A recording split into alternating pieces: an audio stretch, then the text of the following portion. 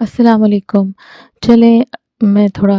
جو ہے وہ آج کچھ پیکیجز ان پیک کر رہی ہوں اور میل پریپ کر رہی ہوں، اور ساتھ ساتھ میں آپ سے ایک ضروری بات کرنا چاہوں گی۔ آئی ہوپ آپ کو میری بات سمجھ آئے گی۔ آپ کامنٹ سیکشن میں ضرور بتائیے گا کہ آپ کا اس بارے میں کیا خیال ہے۔ تو چلیے شروع کرتے ہیں۔ زندگی کا سب سے بڑا المیہ یہ نہیں کہ انسان کو دکھ ملتے ہیں، بلکہ شاید سب سے بڑا المیہ یہ ہے کہ انسان ان دکھوں کی قیمت بہت دیر سے چکاتا ہے۔ جب ایک انسان اپنی زندگی کے قیمتی سال کسی دوسرے انسان کے نام کر دیتا ہے، پھر چاہے وہ 20 سال ہوں یا 50 سال ہوں، وہ اپنے وجود کا ایک حصہ، ایک ایک ذرہ اس کی خدمت میں نچوڑ دیتا ہے۔ اپنی راتوں کو سکون، دل کا چین، اپنی بھوک پیاس بھول کر صرف اس کی خوشی کا سامان کرتا ہے، تو وہ اندر ہی اندر ایک یقین پال رہا ہوتا ہے، اور وہ یقین یہ ہوتا ہے کہ یہ سب میری قربانیاں، میری محبت سامنے والے کے دل میں ایک جگہ بنا لے گی، اور ایک ایسی جگہ بنائے گی کہ کوئی بھی طوفان اس کو نہیں ہلا سکے گا۔ لیکن پھر ایک دن سالوں کی تپسیا کے بعد سامنے والا انسان بڑی آسانی سے منہ پھیر کر کہہ دیتا ہے کہ اتنے سالوں میں میرے دل میں تمہارے لیے کوئی جگہ بنی ہی نہیں۔ وہ سالوں کی وفاداری کو سیکنڈوں میں ملیہ میٹ کر دیتا ہے، اور آپ کے سامنے شکایتوں کا ایک پہاڑ لگا دیتا ہے، ایسی باتیں جنہیں سن کر آپ کا وجود سن ہو جاتا ہے۔ Despite what you did، یعنی آپ نے جو بھی کیا ہو وہ سب ایک پل میں صفر ہو جاتا ہے۔ اسی وقت آپ کے پیروں سے زمین نکل جاتی ہے، اور شاید یہ سوچ آتی ہے کہ مٹی کے پتلوں سے وفا کی امید رکھنا ہی سب سے بڑی بھول تھی، شاید یہ وفا خود سے کی ہوتی۔ پھر اس تکلیف کے ملبے سے ایک سچائی جنم لیتی ہے، ایک ایسی سچائی جو انسان کو مٹی سے اٹھا کر عرش الہی سے جوڑ دیتی ہے۔ تب انسان کو شدت سے احساس ہوتا ہے کہ کائنات میں صرف ایک ہی ذات ایسی ہے جو کبھی نہیں کہتی کہ میرے پاس تمہارے لیے کچھ نہیں، میرے پاس تمہارے لیے جگہ نہیں۔ وہ نہیں تانا دیتی کہ اتنے سال مجھ سے دور رہے، اور جب ایک انسان نے تمہیں ٹھکرایا تو تمہیں میری یاد آئی۔ وہ تو باہیں پھیلائے تمہارا انتظار کرتا ہے، ایک قدم اس کی طرف چلیں تو وہ بھاگ کر آتا ہے۔ وہ تو کہتا ہے کہ مجھے گناہگاروں سے زیادہ محبت ہے، اور وہ ذات اللہ کی ذات ہے۔ انسان کو دوسرے انسان کی 99 اچھائیاں نظر نہیں آتی جب اس کو ایک غلطی اس کی نظر آ جائے۔ وہ 99 اچھائیوں کو تسلیم کرنے سے انکار کر دیتا ہے۔ لیکن اللہ تعالیٰ کا معاملہ تو بالکل الٹ ہے۔ آپ زندگی بھر اس سے بھاگتے رہے ہوں، نافرمان رہے ہوں، وہ توبہ کے دروازے کھلے رکھتا ہے، وہ آپ کا انتظار کرتا ہے۔ لیکن انسان کو جب یہ سب ریئلائز ہوتا ہے نا، تو زندگی کا بہت قیمتی حصہ ضائع کر چکا ہوتا ہے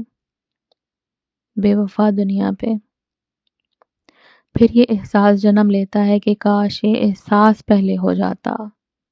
کاش یہ جوانی، یہ دن رات کسی فانی انسان کے لیے ضائع نہ کیے ہوتے، تو آج جھولی حالی نہ ہوتی۔ لیکن سچ تو یہ ہے کہ وقت ضائع نہیں ہوا۔ وہ سال جو آپ نے قربانیوں اور خدمت میں گزارے، وہ دنیا والوں کی نظر میں رائے گاہ گئے ہوں گے، لیکن ان سب کو دیکھنے والا البصیر اور قدر کرنے والا الشکور آپ کے ایک ایک آنسو اور ہارٹ بریک کا حساب رکھے ہوئے ہے۔ جیسے ہی آپ کو یہ ریئلائز ہو جائے، وہاں سے آپ کا ایک نیا سویرا شروع ہوتا ہے۔ اب آگے کی زندگی کا رخ آپ نے خود طے کرنا ہے۔ اللہ نے یہ رشتے، یہ زندگی میں جو ہمارے رشتے ہیں، پھر چاہے وہ شوہر ہو، بچے، والدین، بہن بھائی، محلے دار وغیرہ وغیرہ، یہ سب بنائے ہی اس لیے ہیں کہ ہم ان کے حقوق پورے کریں، کیونکہ وہ ہماری آزمائش کا حصہ ہیں۔ لیکن یہاں سب سے بڑا سبق یہ ہے کہ ان رشتوں کو بالکل ایسے ہی ٹریٹ کیا جائے جیسے وہ ہیں۔ یعنی اپنے ذہن میں اس بات کو نقش کر لیں کہ ہمارا یہ سفر دراصل واپس اللہ تک کا سفر ہے، اور اس سفر کے دوران جو بھی چیزیں یا انسان ملیں وہ صرف اس راستے کا حصہ ہیں، ساتھی ہیں، اس سے زیادہ کچھ نہیں۔ جیسے ہم کسی دور دراز سفر پہ نکلتے ہیں، گاڑی کا ڈرائیور کتنا ہی اچھا ہو، ہوٹل کتنا ہی زبردست ہو، ہم سفر کتنا ہی اچھا ہو، لیکن سفر ختم ہونے کے بعد سب کچھ پیچھے رہ جاتا ہے، کیونکہ آپ جانتے ہیں یہ سب عارضی تھا، صرف یادیں ہی ساتھ جاتی ہیں نا، پھر اچھی ہو یا بری۔ اس سب کا یہ مطلب نہیں کہ ہم انسانوں کو استعمال کرنا شروع کر دیں یا ان سے بے رخی اختیار کر لیں، بلکہ اس کا صرف ایک ہی مطلب ہے، اور وہ یہ ہے کہ انسان کو اپنے دل کے تخت پر صرف اللہ کی ذات کو بٹھانا ہے، اللہ اور اس کے رسول کے علاوہ کچھ نہیں، کچھ بھی نہیں۔ کسی عارضی انسان کو وہ جگہ ہرگز نہ دیں، ورنہ جو آپ کا دل ہے نا وہ درد سے بھر جائے گا، اس کے علاوہ کچھ حاصل نہیں ہوگا۔ اب یہاں ایک اور بات سمجھنے والی ہے کہ کیا ہر ٹوٹنے والا شخص اس مقام پر پہنچ جاتا ہے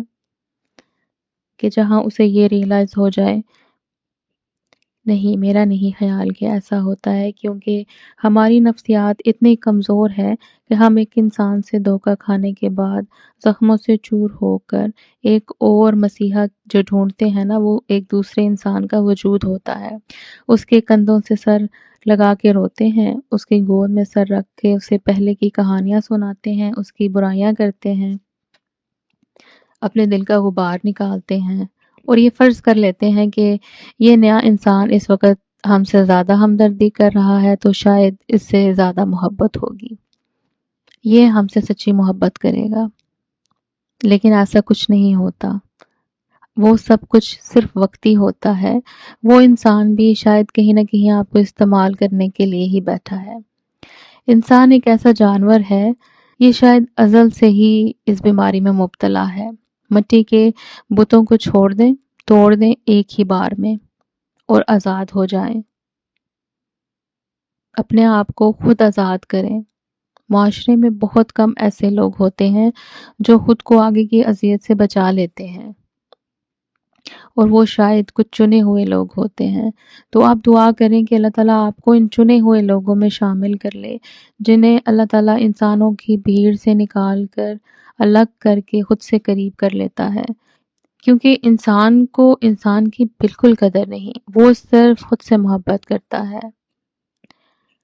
بات تھوڑی لمبی ہوگی میری آج، میں اس پہ تھوڑی اور بھی بات کر سکتی ہوں، لیکن میں یہاں رکنا چاہوں گی، اور میں آپ سے کہوں گی کہ آپ کو اگر یہ ریئلائز ہو گیا ہے کہ آپ کے اتنے سال ضائع ہو گئے، تو باقی جو بچے ہیں،